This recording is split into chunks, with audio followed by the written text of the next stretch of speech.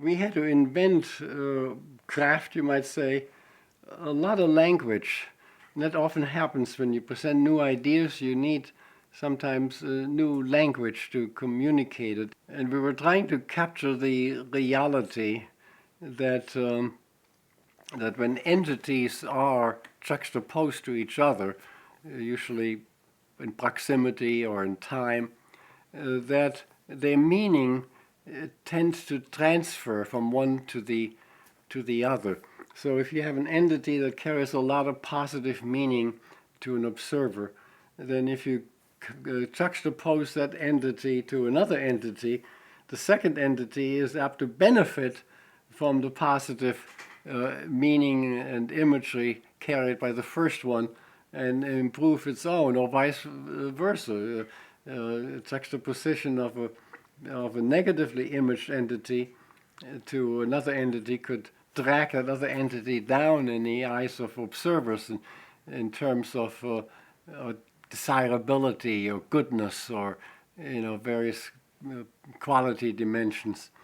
And so we established first that there was such a thing as image juxtaposition, and secondly that there was such a thing as image transfer from one entity to another, and thirdly that the negative version of that was deviancy image juxtaposition, where a deviant image attached to one entity can get transferred to another entity to which it's juxtaposed. So if a person has a bad image, then an associate of that person may also acquire a bad image through association.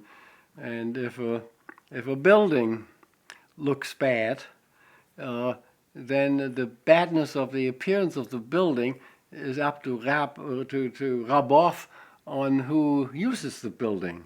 They too are apt to be not as positively perceived as if the building had a very positive image, and so on. It's surprising that even though all of that is very well known in perceptual theory and in attitude change theory, that you do not hear much of it in people's discourse and in human services. And while elements of it have been embraced, for instance, the meaning contained in language terms, that's very well understood these days, and people are very touchy about the right language and so on, that they have not brought that same sophistication to bear on other dimensions of imagery. Well, a very common one is that one deviant group gets juxtaposed to another deviant group. And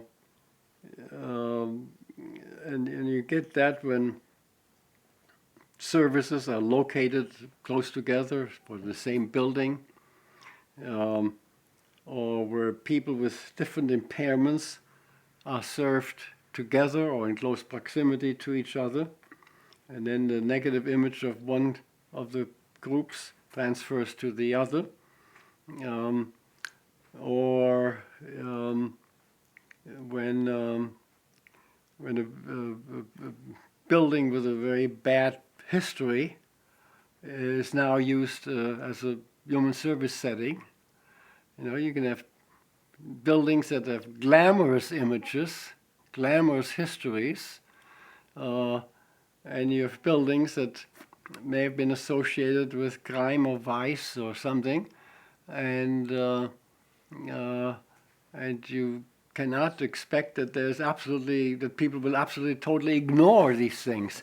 They may not be conscious how they are affected, but we know that people are affected by what they know.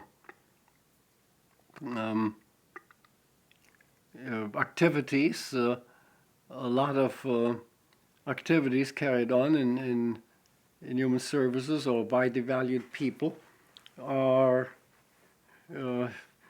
abnormal. So they have a negative image. and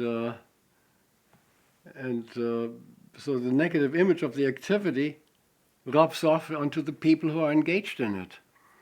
A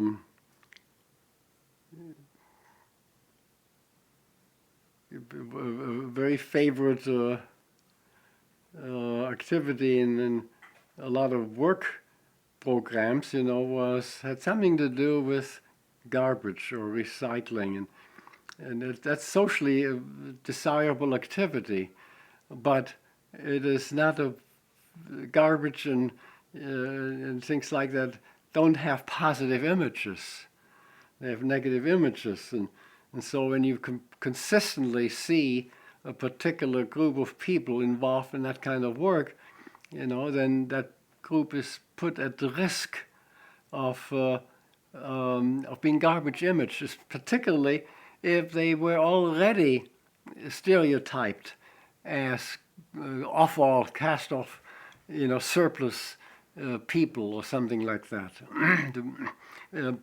One thing you don't want to do is to play into pre-existing stereotypes. This is one of the strong themes in social role valorization. Don't play into pre-existing negative stereotypes. Counteract them.